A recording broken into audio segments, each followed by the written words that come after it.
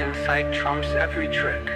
We're not hacking systems, we're hacking behaviors so you won't click. No complicated code, just tried and true brain science at play. Social engineering for good, the best defense is in your mind today.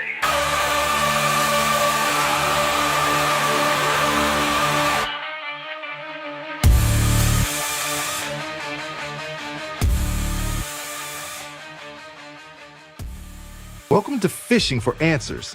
The opinions expressed here are solely those of the individuals involved and do not reflect the views of their employers. Get ready, because the next live episode of Phishing for Answers is starting right now with your host, Joshua Crumbaugh, the CEO of PhishFirewall. Psychology is the new firewall, where human insight trumps every trick. We're not hacking systems, we're hacking behavior, so you won't. Hello, welcome to another episode of Phishing for Answers. Today, my guest is Kane Tomlin, the CIO of the Mississippi Department of Health. Kane, why don't you introduce yourself? Sure. Thank you so much. And thanks for having me. Again, named Kane Tomlin. I came about cybersecurity in a fairly roundabout way. So old programmer from back in, web 1.0 type world. Moved into project management, had a midlife crisis, joined the military. I was actually an Army master diver for about 15 years. Retired from the military, went into law enforcement, ended up kind of touching cybersecurity in an operational standpoint, and then ended up moving into the CISO role, and then ultimately the CIO role at the Mississippi Department of Health. So I'm one of probably the minority of folks that came to this area of cybersecurity from the software programmatic development side, and a little bit less from the networking side. Very, very cool. Yeah, interesting. I don't think I've heard that career path yet. I don't know. I guess mine sort of started with a midlife crisis too. Only because I was in marketing, because I didn't know this was a job. And then I found out I could do cybersecurity, or more likely, I found out I could hack legally. And I was like, oh, that's for me. I'm in it. Well, it's actually an interesting point, because like we talked about before we went live, hacking the human and that kind of thing. Yeah. It's interesting. It came from a marketing, which is very much hacking the human, and then kind of took that approach into cybersecurity. So that's great. Well, I think that we need more marketing in cybersecurity. It's been one of my calls. And it's probably because, yes, I went to school for marketing, and I spent almost a decade in marketing before I switched to cybersecurity. But there's a lot of rules that we forget. I look at like security awareness training, and the fact that it's tends to be very long and lengthy and boring, and we're forgetting all of those marketing rules, like entertain, keep it short, keep it simple. And I think the more we can do of that, the more effective it can be. And so, as opposed to, hey, here's 12 different ways to avoid clicking on a fish, it's think before you click. Does that make sense? Trust your gut. And so I think there's a lot more that we can just simplify, and a lot that we can take from marketing. I don't know, my 2 cents. What do you think? Well, I agree. And the other side of my professional life, I guess you could say, is in academia. So I'm a college professor. I teach cybersecurity and other areas within national security, terrorism, blah, blah, blah, blah. So I have a kind of a affinity for education, and then of course an affinity for technology. But to your point, we know from research, about, last I checked, it was like 86%, so don't quote me on that, but 86-ish% of cybersecurity breaches are from the human element, right? It's the don't click the link, it's the user. But then when we start talking about, right now I'm teaching a CISSP course, we spend so much time on the technical components of the security program, which I get it, we're nerds. Like, I'm a nerd, we like nerdy stuff, I like toys, I like software, all that jazz. But when 86% of your threat is coming from one area, you kind of need marketing people or educators. You need somebody to bridge that gap for those end users, not just give them 1 hour of training a year and say, oh, you're good, don't click the link. Yeah. We and click the link. Like, we got to figure out a better way to do that. And I do think marketing is absolutely the right kind of area, to non-IT area, but to start thinking about how do you improve the, I don't want to say suspicion, because we don't want to turn this into a negative thing, but how do you improve just the overall awareness, give people a little bit of pause, don't be in a hurry, or like to your point about the sentiment analysis as well, if somebody's trying to speed you up, ask yourself the question why, and then slow down, right? So we used to Yeah, do absolutely. called close quarters combat in the military, and basically that's when like you kick in a door and run through a building and looking for bad guys and stuff. And the kind of the saying that I really like about that type of training is slow is smooth, smooth is fast, right? The faster you try to go and force whatever that thing is to happen, you're going to have problems. So if you just start from the get, because your adrenaline's pumping and that type of thing, right? So if you just remind yourself slow is smooth, smooth is fast, that's kind of the marketing approach to slowing down, in this case, military folks Yeah. during that engagement. But I don't see how you could not also apply that to cybersecurity. Like, that might Yeah. be that helps somebody not freak out and click the link.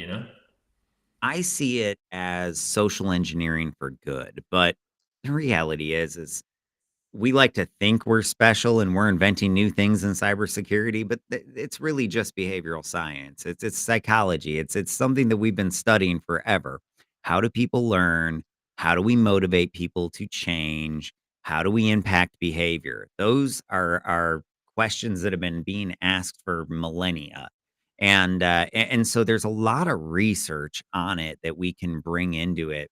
But I have this theory that I like to highlight, and I call it the vaccination theory. So think about it this way: a vaccination is a weakened form of a virus that we inject into our body to help it develop antibodies and learn how to fight off the virus. I like to think of phishing simulations in the exact same way. So it's a weakened form of the virus that we expose to the user so that they can learn really well about the different attack vectors and be able to defend against it in the future. So if they click and all of a sudden it's, hey, this is how they use authority against you. This is how they use urgency against you, and now all of a sudden they learn about urgency or authority really well. The next time that happens, they're immediately skeptical. And what I like about it is it's happening at a subconscious level more than it's happening at a conscious level. And at the subconscious level, we're always going to be more effective. And that is our body's natural defense mechanism. We don't have to think about blocking our face if something flies at it. And likewise, I think we can get to the same way, get our users to the same point with fish. What do you think about that theory? I think it's a great analogy and a great example, and it kind of refers to something else that I've used as an example before, very similar, which is the idea of herd immunity, right? So part of the vaccination is you're never going to get Yeah. 100, but if you get a certain critical mass, those vaccinated employees in this analogy provide a herd immunity to the rest of the organization. I don't know what that Yeah. number is, but I think we're kind of sort of saying the same thing a little bit, that if you teach them why, you're not going to get 100%, but maybe you get incremental improvement every time you run those phishing exercises. And to your point, it's not just, we tricked you, we won, you lost, ha ha ha. It's, here's how we did it. Here's the sort of approach that we took. And you build that immunity, or you vaccinate, in that scenario, and build up that herd immunity. The hope is that collectively that organization is better protected, even if the one or two individuals maybe didn't sink all the way. But generally, overall, right, the organization becomes more suspicious, or properly suspicious, I guess. And even those one or two individuals that are still clicking, if we're capturing those clicks, chances are those are 2 or 3 clicks or whatever, however many times they click, that the bad guys didn't capture. So even with the people that are clicking, it's still reducing the total amount of clicks. Of course, the full amount, sometimes you don't fully know. But I agree, and I think it creates this bigger cultural awareness, and that's what we're looking for is that cultural shift with employees where, it's known. Hey, we're a secure place. Like they go brag to their friends when their friends start talking about their son who's in cybersecurity. Oh yeah, you should see my company. It's locked down. Um, I know that people brag about how locked down their companies are because I'm in cybersecurity and I hear it. So I mean, but that should be the goal, right? Um, Yeah. So I have a thing about like resiliency versus, so I call it ceramic security, where you're very strong but you're very brittle, right? So like ceramic. So ceramic security is where you might brag about how secure you are, and then you end up getting got, right? So that's not uh, the founder of LifeLock that used to have his social security number on all those buses or whatever from like that got it, his identity still. Oh, and that got right. that was the greatest news that I mean, I feel bad for him. He got his, but I mean, he put it on an ad. Now, great ad, but still, it was a little bit hilarious when I saw the news about that. I'm not gonna lie. So to your point, I think there's absolutely some institutional organizational pride that you should have in a strong security program. But also, I think without tempting fate, maybe without putting yourself out there to get got, also thinking through the resiliency side, where we're not necessarily saying that we are unhackable, unbreakable. What we are saying is that we trust our incident response enough, and we've practiced it enough, and we have those connective tissue within IT, what I call blocking and tackling of IT, that not if but when we have an outage, hopefully we control the scope and the severity through the user training and things like that. And then also our team is well developed and mature enough that they're able to respond rapidly and control the outage and get us back and remediate and all those good things. But I think it's the whole shebang, right? It's not. Agreed. And I might add, when I talk about people bragging about security, I'm talking about the average user. I have never once seen an environment secure to the point that there wasn't something that would keep me up at night. So I truly hope no matter what, the security people are not the ones bragging saying it's the Titanic. Because what inevitably happened with the Titanic? I mean, I think it may be the proverbial tale, but it still seems very fitting. And there is no such thing as unhackable. Win Schwartau has this analogy. He says, we may be in a digital industry, but cybersecurity is not digital; it's analog. And he goes on to explain that there are no absolutes, or there are very few absolutes anyway in cybersecurity, and so it's not ones and zeros. We're either trying to drive it as close to one or as close to zero as we possibly can. So to your point about you might not be able to stop everyone from clicking, no, but I think I know you can stop over 99%. And when you do, that has a massive impact on your bottom line and your ROI. Yeah, my old man was in the Marine Corps for forever, so a lot of military heritage in my family. But one of the things he used to say when I was a kid, like before I even knew what a laptop was, or the internet didn't even exist, back, well, I guess it existed, but only for academics back in the day. But he used to always tell us the only thing that will stop a human being is another human being. And that kind of stuck with me. Obviously, I'm bringing it up, 30 something years later.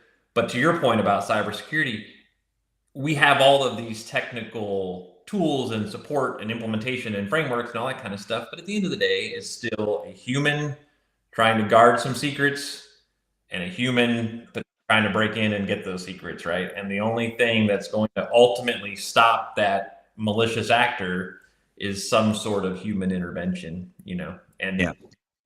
it's just kind of part of it. But I also think, to sort of my perspective as I move through security and into the CIO role, we also don't want to create so much friction and be so locked down and take a security first mindset on everything that we end up making everyone's life miserable. We can't, operate at the speed that we need to operate for our customers, which are ultimately the citizens of Mississippi, those people Yeah. that pay bills. And so there's a balance, right? So you got to There have is.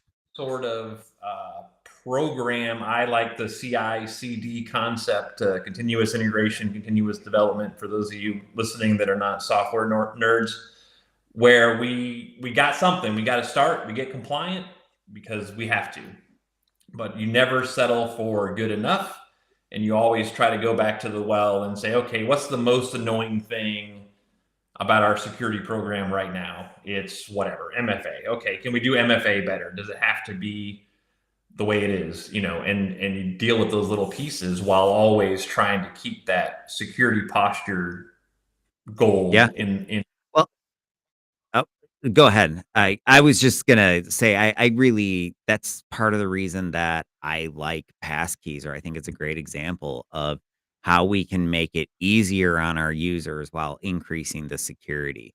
And I had a lot of complaints when I forced them at my company, but because it did lock some people out of their accounts at the beginning. But once we got everyone on it, I also had a lot of people come back and say, "Oh, this is so much easier." It's like, yes, it is. It's much easier once you get it set up. It's just that initial setup and ripping the band-aid off. But I agree with you. I think that we need to be making it easier, not harder on people. And for so long, security has only been extra obstacles. And I think we got to look for those opportunities to make it more secure while making eliminating obstacles. We have an app store at our company, and no one has local admin, but they can all go install any apps that they need, and they're fully managed. It made it easier to give them an app store than versus having them come to us requesting every single app when they need it. So, I don't know. To me, I think things like that, and now I can control the apps because it goes through our app store. I think there's things like that that we can do that make it easier while making it more secure.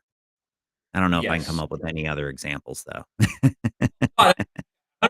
And I'll even take a little bit more of like a theoretical approach, if you will. So I was around because I'm a million years old for the infamous .com revolution and all that stuff, right? So I was a software developer back when everything was client server based, so database server, application server, install the front end on the user's machine kind of stuff. And then all of Yeah, a sudden there's this new thing called the internet. Like, oh, hey, we can deploy software on the internet, and I don't have to deploy it to all my endpoints. That's really convenient. And it these things is. started up in 2001 when the Agile Manifesto came out, and blah blah blah blah. Right. So this is all what the private sector operating at the speed of the market, right, in the for-profit environment was dealing with circa 98, 2000, 2002, so on. And obviously my work is primarily with government after I left the for-profit space, but now in government circa 2025, what I'm seeing is the same pressures, just time delayed, because government doesn't necessarily have a competitor like the private sector does. So it takes a Yeah, little bit of time for that demand to kind of get there. But now that we're where we're at, even government has to learn to be faster. We have to figure out ways to be closer to private sector 2001-ish timeframe, because the world is just moving at an exponentially faster rate. So yeah, then that becomes more of like that, again, CI/CD, but learning organization, right? Don't let perfect be the enemy of good enough. How can you be fast enough to remain relevant in this landscape? And I think the only way to do that is kind of that friction reduction on the security side. And that might also mean you have to absorb a little bit more risk. I mean, that's just, yeah. you know, Well, and I think that that's another element. It's not always about mitigating all of the risk. It's about finding a balance between acceptable risk and no risk at all. No risk at all means I've gotten rid of computers most likely. I mean, what was that old the three laws of cybersecurity? It was something like do not own a computer, do not use a computer, do not touch a computer. Um, and I forget what it was called, but anyway, it's sort of true. I mean, Like, I can go apply the full sys standards to your entire Windows system, and all of a sudden, you're not gonna be very hackable, but how usable is your system either? So, nothing against sys. I love the standards. I think you should harden as much as you possibly can in every place that you can. But you can't just indiscriminately harden, you break things. Yeah. And to your point about like, getting cybersecurity expertise from maybe non-traditional areas, because part of what we're talking about ultimately is how do you, as the leader of your organization's security initiative, speak the language that the business speaks in, right? How do you bridge that gap? Kind of the running joke, right? We're all introverts and squirrely little folks that sit in cubicles or whatever. But the reality is that the risk and the scale and the cost of cybersecurity is so big now that, kind of to use my earlier analogy, we're even at the government level, we are now at the enterprise cybersecurity project level, where costs and risks and things are so large, you have to treat them like an enterprise project, which means you got to communicate with your executive leadership. They have to understand ROI. Why am I giving Josh a bunch of money to harden my email? Because, you know what I mean? And how do you Yeah. define and explain it to people that didn't grow up in the technology world? And that's a huge challenge right now. I mean, I think that is one of the biggest human aspects of cybersecurity that really doesn't get talked about as much as it should is how do you properly communicate to executives in order to get that buy-in? And I've seen so many people sell features to executive boards, and they don't care. I've sold features before. um, but if I come in and I start talking about risk and here's what the mitigating controls we're going to go to put in place. Here's the residual risk that we have left. Here's why I think it's acceptable. Here's what it's going to cost us to get there. Here's what happens if we don't invest anything. Now, all of a sudden, that goes from, "Well, I'm not gonna buy that. We don't need to spend that," to, "Okay, I understand it. Yes, let's get them funded." And I've seen it happen. I had this one opportunity. This company calls me in after a ransomware incident, and they wanted me to do security awareness training, for their whole organization, as well as, cyber executive, risk management training for their C-suite. So while I'm meeting with their C-suite, the only exception to the no one under EVP in there was the IT team, and so we're going through talking about different aspects of cyber risk as an executive, and we get to one, and and the CFO says, "Why haven't we fixed this already?" And the IT guy says, "Well, I asked for budget and he refused it." And he goes, "Well, you didn't explain it like he did. You're approved." And like that, it was done. And I think it really goes to show that if they understand risk, you will get it, because no executive wants to bet the farm on something that could easily be mitigated with a small investment. Yep, I agree with you 100%. I think, the classic, a pound of cure or an ounce of cure is worth a pound of, I forget the Prevention. An ounce of prevention is worth a pound of cure. Yes. Thank you. Blanked out there on that one. We both had that backwards. Yeah. But I'm in agreement with that concept. But to your point, I think the challenge is explaining it in such a way that you're not fear mongering. Like, because we could both probably come up with some example where China takes control of my network device here in my house, and So let's not get way over the line. Let's keep it within bounds, but understand That's the no risk. fun, Kane. I know. I'm kidding. Again, like I said, we like cool toys. I get it. I want all the cool toys, but you have to sort of think about things from a different perspective, right? When you're trying to sell stuff across the street over on the business side of the organization, but being able to quantify the risk in a format that makes sense to the business side of the organization. So, ROI is always a fun one when you're dealing with cybersecurity, because like, well, how do you prove a negative? Like, I get it, But if you explain how you got the swag guess that led you to your ROI calculation, those business folks usually will be like, all right, I get it. You're looking at number of breaches, size of the organization, average cost per breach. You're bracketing it for me. You're giving me something. And now I can make a more educated decision on whether I need this tool or technique or whatever based on the quantification of the risk. But I do see in certain situations, obviously every situation is unique, where the attempt is not even made. And then it becomes where two sides are arguing about resources, which again, at the end of the day is money, but they're not even speaking the same language, right? Because the technology folks are like, well, no, if you don't do this, if this happens, and then they got everything. But a business side of the house doesn't necessarily know that server XYZ1 and switch 47 and blah, blah, blah equals my email. Like, that's what I care about, is my email working, right? You gotta bridge that gap somehow in order to be able to have those conversations and try to get resources. So it's like to your own selfish best interest as a cybersecurity professional. If you learn that way of speaking to the business side of the house, you'll typically get more stuff. So it's kind of worth it to learn that language. And I think, one of the things that's stood out to me throughout my life is that no matter how much I've tried to avoid sales, there's always an element of sales in everything that I've had to do.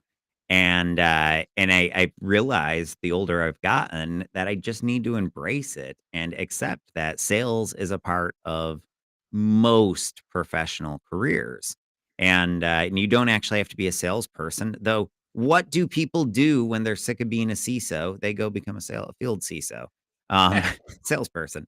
But no, I mean, the reality is that whether you're a CISO, a CIO, an IT director, you still have to sell things up the totem pole in order to get what you want, even if you're a junior analyst.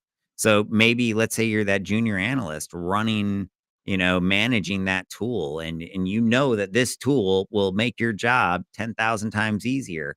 How do you get your boss to approve it? So you have to understand how to sell it. And if you don't go about it the right way, you're not going to get that, and you're going to be stuck on that other tool. So Absolutely. Yeah, and I'm, for all kinds of weird reasons, I am kind of anti-sales mentality. But to your point, when I was the business application development manager for a for-profit company, right? So we were trying to land, GE and NBC and Dr. Pepper and these kind of companies. yeah. They would never bring me to the cold call, but then once they had a conversation going, then they would drag the IT nerd in there to explain how we're going to do all this. Oh yeah. Yeah. So I viewed it It's a dance. It's a dance. But I say my point of this is I viewed it not as sales, right, but as education. And obviously, I'm an educator by passion, I guess you could say. Even so, that's what made it appeal to me. I wasn't going there to sell them on how they needed to give me all this money. I was simply there to educate them on what it is that we did and why we thought we were good at it, and that kind of thing. But you're I right. think that's part of the reason so many cybersecurity companies take that consultative sales approach, where they're not just trying to hard sell you into it. They're trying to provide that value, work with you, be a partner, all the way from the day one, and up until when you actually sign the contract, all the way through to the end of the contract. So Yeah. um, And one of the go ahead. weird I was saying, like, one of the weird inadvertent probably benefits of the nature of cloud and things moving from, the client server model to cloud web apps, and now we're infrastructure as code and all that jazz.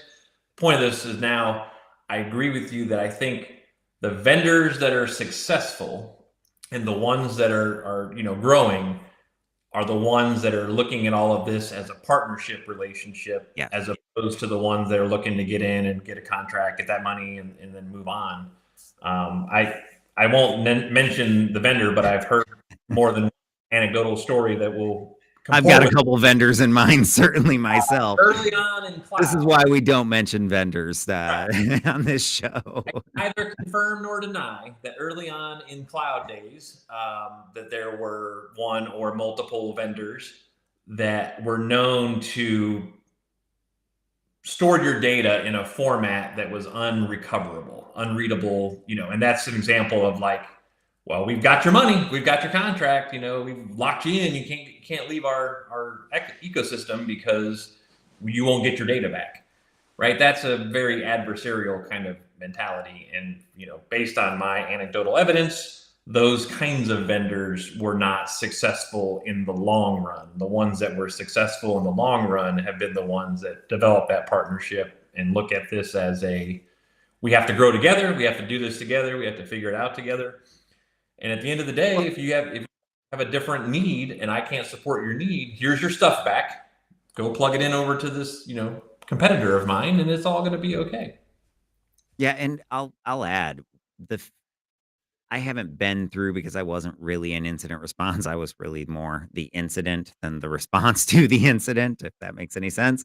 But I have been involved in quite a few incidents in my career, and I will say at every one of them, those vendors that acted like partners were right there in the trenches with everybody else until 3 a.m. working that incident. And I think that's one of those areas where it's really important that your vendors do see you as a partner, or do act like a partner, because, like you said, you can't stop everything. And if that does happen, you want your vendors there to help you as well, because they've got resources that you might not. Yep, absolutely. And at one point, this is probably 5 years ago now, I was on a board, a nonprofit organization. I was on the board, and we were looking at cybersecurity insurance. And the point of the story is, when you're at the board level, you have these very, different conversations than you would have at a technical level. So we're sitting around and I'm talking about it. It's like this $1 million, whatever it is, cyber insurance policy. And I simply asked, I'm like, well, what percentage of these claims get paid out? And they did some research. It was a pretty small number. I'm like, well, why don't the other ones get paid out? Long story short, I kind of saw where this was going, obviously, ahead of time. The cybersecurity insurance requires that you basically pass all of the cybersecurity framework settings and have all your controls in place and have them. Yeah.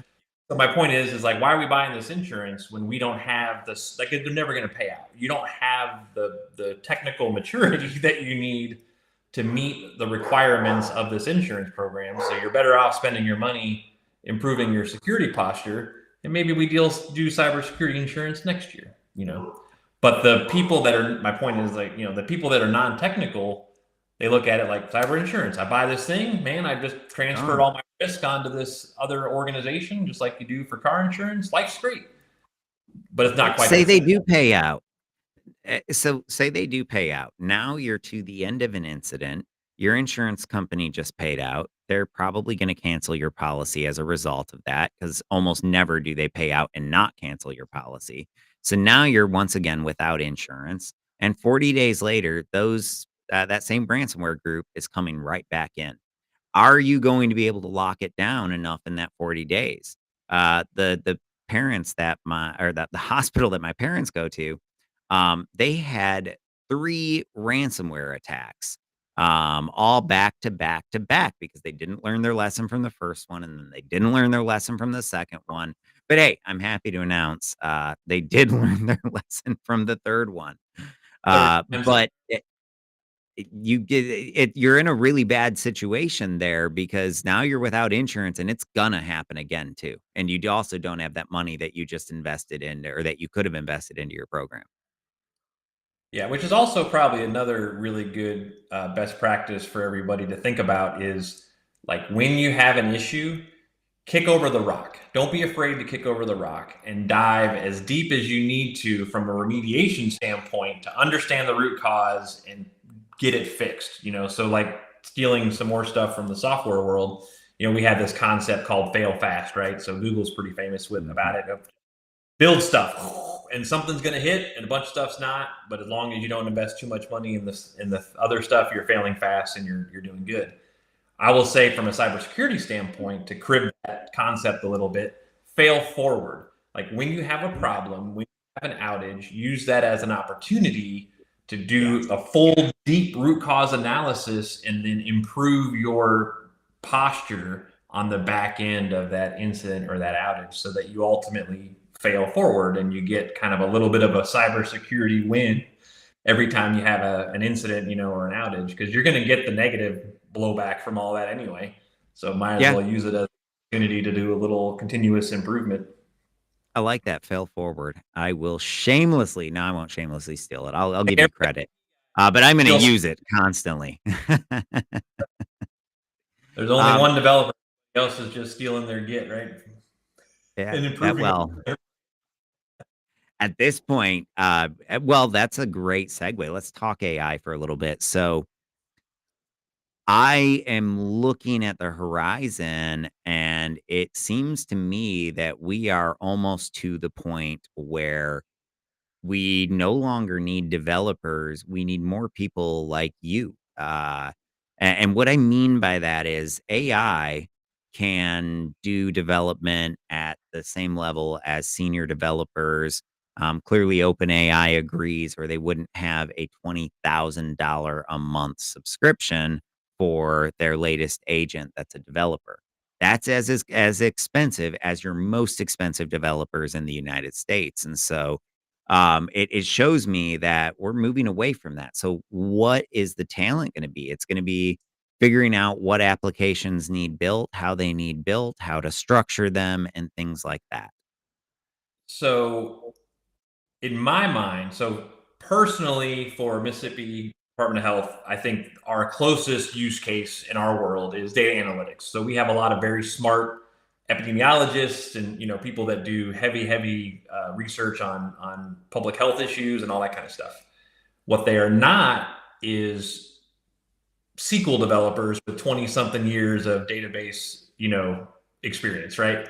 So the closer we can put the natural language processing to that smart epidemiologist and get the data back that they're looking for, like for us, that's going to probably be the biggest win on AI, I like that. in medium term. But broadly speaking, from like a development and all that stuff, I think this would be my bold prediction that everybody can make fun of me in 10 years if I'm wrong. But I really think this is the rise of the citizen developer, because what we have is expertise in the programmatic, non-technical side of things. So now we're going to have all the people that have always said I have an app idea are going to go create that app now. Exactly, because think about it. Think about the process. You tell me, hey, I got this business problem. You're right. I'm gonna throw a BA at you. The BA is going to take your non-technical description of whatever your use case is or your problem. They're going to come up with some sort of format that my developers can read and understand and use to build the thing. But the expertise, the part that you can't train the AI on, is on the end user side. What is the need that I'm trying to solve? Yeah. So if I can put that person in front of an AI and say, hey, just generally describe what you're going for here, and my very smart algorithm supposedly is going to kick out some code on the back end, and then maybe I put that in front of my senior developer because I don't trust AI to write code for me. But I say, hey, read this over. This is what it's designed to do. Maybe instead of an 800-hour development project, we've cut it down to 100 hours. Yeah. At scale, that's still some revenue. Well, not revenue. Oh, I think it's more than a 10x improvement on resources. It's coming around very quickly. But I just look at how much code, like my fun weekend project is coding. I know I'm a nerd. But it also allows me to go in and try all these different tools. And I mean, just the amount of code that I was able to pump out just this past weekend. These tools are coming along very quickly. I think it's going to be no time before, I'd say June at the latest, before we have AI agents full time in the workforce as more of that starting to become the more commonplace. Yeah, I think so. I mean, my secret sauce back in the day, and not that I've invented anything, but this just always worked for me, is I would meet with the users, talk with them, and I'd end up using like Visio or whatever, making a flow chart, right? Input, process, output. This thing happens, need this out of it, then this happens, I need to notify this person and whatever. And you lay it out in a very non-technical kind of flowchart way, show it to the user and say, hey, does this do the thing that you need it to do? And they say, yeah. And then I go and I hang the code off of each of those input, process, output boxes, which ultimately is what a flowchart is, and then hand it over to my developer and say, here you go, this is what you're programming. So I can speak the language, right, with one document. That's cool. That's cool. That made me successful, all that kind of stuff. That's what AI is going to fix. Like, you no longer need me to be that go-between. You can have the programmatic expert describe what they need to happen, and the AI could, at a minimum, build the flowchart for you and kick out the pseudocode so that your developer can kick it across the finish line. I 100% think that's 12, 24 months or less away. Oh, I agree. I'm excited about where the world's going. To me, I think the most spectacular, mind-blowing aspect of AI is that it was an accident. We didn't mean to invent this. We were just trying to create a better autocomplete. And then all of a sudden realized, oh, we've created something that's a little bit more than autocomplete. And now look at it. It's phenomenal. And it's not even just text. It started out just text. And then we're like, well, what if we throw images in there? Okay, well, what if we throw, sound in there, music in there? And it's just, I mean, it blows my mind, the cool things that have come out of this accidental invention. Yeah, very true. And also the really good, I think, indicator, and I don't want to get like too philosophical here, but like, what does it mean to be human kind of thing? Heuristics is great for the things that we do that are repeatable, right? So pretty much anything that I do more than once a day that's repeatable, I would love to have some AI, right, handle that process for me, because it's just flowing in the back of my mind. It's not something I'm consciously spending my concentration on. But I was reading an article a couple months ago about what AI was going to do to the legal field. I'm not a lawyer, never been to law school, don't know anything about lawyers, but it happened to be reading it, and they were saying, in essence, what it's going to do is make the really good lawyers really, really, really good, and it's going to make the probably less competent lawyers pick a new job, because the AI paired with that smart legal mind is going to scale that person's level of productivity to the point where they can handle a bunch more clients. Blah, blah, I think blah. the same thing in cybersecurity as well. And I look at just, it wasn't scalable before, but I mean, I can handle 10x the client load that I used to be able to handle when I was in cybersecurity, and I've got AI helping me. It's still managed. It's still me. It's still my brain running it. But you got all these little agents that are almost like little hands out there doing things for you, and I don't know. It's exciting, and it's well, scary though too, because we've seen a lot of attacks as well. true. I would say that, again, like everything, it supercharges good and bad. So in your example, the special sauce is the thing that makes you human, right? That's your competitive advantage. So AI is just helping you scale. It doesn't change who you are, what you can or can't do, what you do or don't know, but it helps you scale. And I kind of think that is sort of the happy medium we're probably all going to land in, where I'm a lawyer or whatever. I have this engine that will help me scale by automating all of the rote tasks that I normally have to do, letting me focus on the things that I'm the best at, the things that make me human, that are non-rote.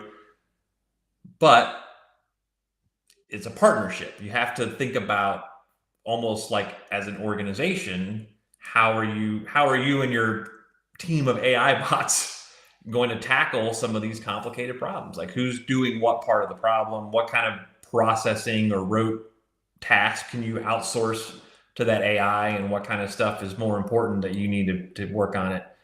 Yeah. And that, again, not to be super duper philosophical, but like, our brains and our cognitive capacity is, at a minimum, predates the written word, right? So we haven't fundamentally changed in the last 5,000 years, 10,000 years, whatever. And we're dealing now with this exponential scale and complexity. It's a new form of intelligence that hasn't ever existed before. Yeah. and how do we even conceptualize that? And so there's a lot to it for sure. Oh But yeah. I think the Awesome. data analytics piece, because it is so easy to visualize, is how AI is going to really get their foot in the door with every organization. It's not just visualizing the data. I got so one of the cool things about being a SaaS founder is that you have gotten your hands dirty in a lot of different technologies, and one of those was data science. So way back in the early days, before I had people to do this for me, I'm sitting here trying to figure out how do I automate my reporting and create dashboards and all of this. And it was the data wrangling that was the hardest part for me, was getting that data into the format that I needed it to be in to create the charts that I was looking for. And that probably took, I don't know, 80% of the time, with the actual visualizations taking about 20% of the time.